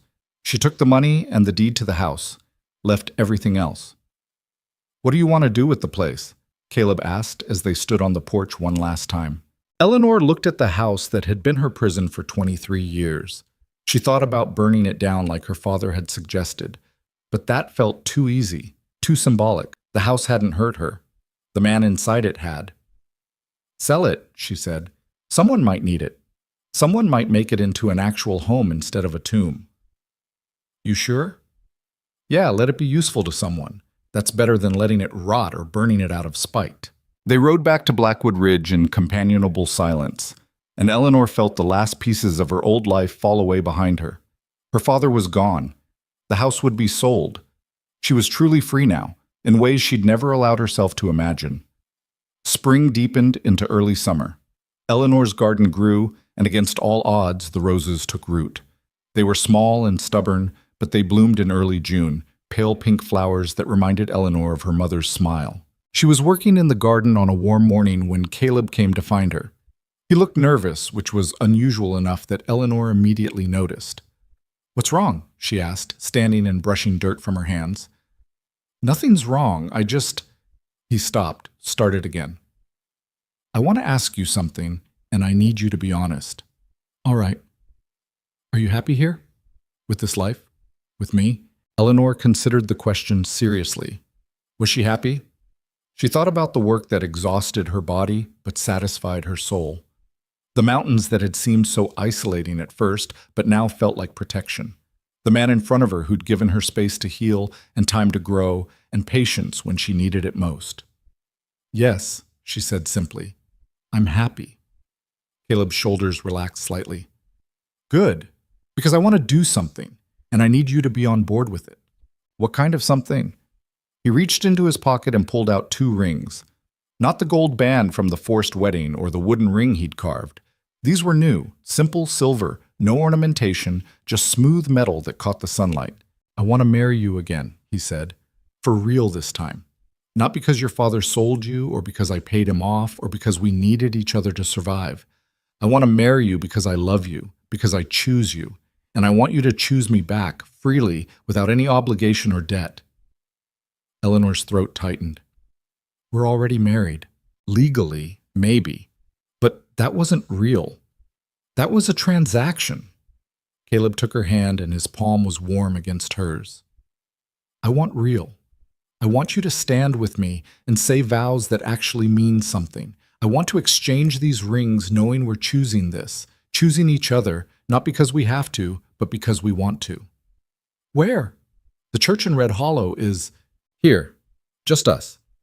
He gestured at the garden, the mountains, the endless blue sky. "No witnesses except the land and the sky. No reverend except our own promises to each other. Just you and me making vows we actually intend to keep." Eleanor looked at the rings in his hand. She thought about the girl who'd stood in that feed store 6 months ago, terrified and resigned to whatever fate awaited her. That girl was gone. In her place stood someone stronger, someone who'd learned she could survive winter storms and face down her demons and build something from nothing. "Yes," she said. "Yes, I'll marry you. For real this time." Caleb's smile was blinding. He slipped one of the rings onto her finger, and she did the same for him. The silver was cool and smooth, a perfect fit. "Do we need to say vows?" Eleanor asked. "If you want to, or we can just stand here and know what this means." Eleanor thought for a moment, then spoke from the heart. "I promise to keep choosing you, every day, even when it's hard. I promise to be honest with you, to tell you when I'm scared or angry or confused. I promise to build this life with you, to work beside you, to catch you when you fall." She paused. "And I promise to keep trying to be brave, for both of us." Caleb's voice was rough when he spoke. "I promise to give you space when you need it, and support when you ask for it. I promise to never make you feel small or scared or less than you are. I promise to see you, really see you, not who I want you to be or who I remember, but who you actually are." He touched her face gently. "And I promise to love you, not for what you do or what you give me, but just for existing, just for being you." They kissed there in the garden, surrounded by roses and rich earth and the promise of harvest to come. When they broke apart, Eleanor was crying, but they were good tears, clean tears, the kind that wash things away instead of drowning you. "So that's it?" she asked. "We're married now, for real?" For real. Caleb pulled her close, and Eleanor let herself lean into him fully, without reservation or fear. No going back. Good, because I wasn't planning on it anyway. They stood like that for a long time, two people who'd found each other in the worst possible circumstances and somehow made it work. They'd both come to this mountain broken and desperate, and they'd spent 6 months learning that love wasn't about fixing each other. It was about creating space where healing could happen. It was about choosing each other over and over, even when it was difficult. That summer, Eleanor sold her father's house to a young couple from Helena looking to start fresh. She used the money to buy more cattle and upgrade the barn, practical investments in their future. The rest she put away for emergencies because Montana taught you to plan for disasters. She never went back to Red Hollow after that. There was nothing there she needed anymore. Instead, she and Caleb built their life on Blackwood Ridge. They worked hard and fought sometimes and learned to navigate the complicated terrain of actually being married to someone you loved. It wasn't perfect. Eleanor still had nightmares occasionally, still flinched at sudden movements. Caleb still withdrew when things got emotional, still struggled to ask for what he needed. But they were learning, together. And that was what mattered. One evening in late August, as they sat on the porch watching the sunset over the mountains, Eleanor realized something. "I'm not afraid anymore," she said. Caleb looked over at her. "Of what?" "Anything. The future, the past, being happy." She turned the silver ring on her finger, a gesture that had become habit. "For years I was afraid that if I let myself want things, they'd just be taken away. But I'm not afraid of that anymore." "What changed?" "I did. We did." Eleanor leaned against him, and he wrapped his arm around her shoulders. "I learned that even if things get taken away, even if bad things happen, I can survive it. I'm strong enough now, and I'm not alone." "No," Caleb agreed quietly. "You're not alone." They sat in comfortable silence as the sky turned from blue to pink to deep purple. The mountains stood eternal around them, and inside the house, the fire burned warm and steady. Tomorrow would bring more work, more challenges, more moments of doubt and difficulty. But tonight, they were exactly where they needed to be. Two people who'd survived winter and come out stronger on the other side. Two people who'd learned that love wasn't about grand gestures or perfect moments. It was about showing up every day and choosing each other, even when it was hard. Especially when it was hard. Eleanor touched the wooden sparrow in her pocket. She still carried it all these months later, and thought about the little girl who'd given bread to a hungry boy. That small act of kindness had rippled forward through 15 years and changed both their lives. It had taught her something important, that who you are in your smallest moments matters. That kindness isn't weakness. That sometimes saving someone else is how you save yourself. She'd spent so long thinking she was broken, too damaged to deserve good things. But the truth was simpler and harder than that. She'd been hurt, yes, badly. But hurt wasn't the same as broken. And even broken things could be repaired if you gave them time and care and the right conditions to heal. "What are you thinking about?" Caleb asked. "How far we've come, how different everything is. Any regrets?" Eleanor considered that seriously. Did she regret the way they'd started? The transaction and deception and complicated motivations? Maybe, but she couldn't regret where they'd ended up. "No," she said finally. "No regrets? Just gratitude." "For what?" "For you, for this." She gestured at the ranch, the mountains, the life they'd built. "For learning that I'm allowed to be happy, that I deserve it even." Caleb kissed the top of her head. "You deserve everything good, Eleanor. I hope you know that now." "I'm learning to believe it." The stars came out one by one, filling the Montana sky with impossible light. And on Blackwood Ridge, two people who'd found each other against all odds sat together in the gathering darkness, not afraid of what came next. Because whatever it was, they'd face it together. And that was stronger than any winter. That was love.